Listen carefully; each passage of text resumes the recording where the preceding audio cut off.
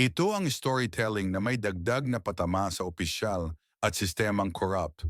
Storytelling na sa spoken word na hugot at patama mula sa palengke hanggang sa kalsada ng lungsod, ramdam ng tao ang bawat sentimo ng buwis na pinaghirapan nila. Pero sa opisina ng iilang may hawak ng pondo, parang magic, nawawala ang pera sa hangin. Walang bakas, walang paliwanag.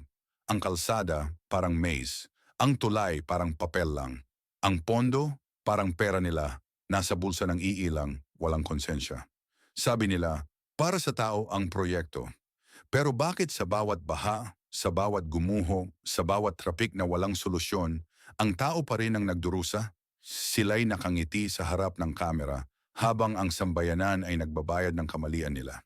Ang tiwala, hindi na mabibili sa tindahan. Pero pwedeng ipangbili ng overpriced cement, paint at steel beams.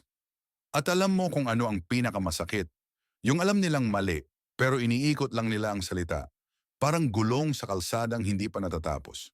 Yung tambak ng ghost projects, kickbacks at overpriced contracts, hindi lang pera ang ninakaw nila, kundi ang pangarap ng bawat Pilipino na magkaroon ng maayos na buhay. Kaya sa susunod na ribbon cutting ceremony, sa susunod na press release, tanungin natin, sino ang totoong nakinabang sa proyektong ito? Hindi yung nagngingiti sa larawan, kundi yung tao sa kalsada, sa palengke, sa bahay na hindi nabahayan, sa pamilya na hindi natulungan. Hanggang kailan magtatago sa likod ng titulo at papel ang mga opisyal na ito? Hanggang kailan nila ipapakita na ang bayan ay para lang sa bulsa nila? Hoy, magbago na kayo. Huwag niyong hintayin yung sinapit ng Taha Indonesia, baka mangyari din sa inyo, mga kurap na opisyal ng gobyerno.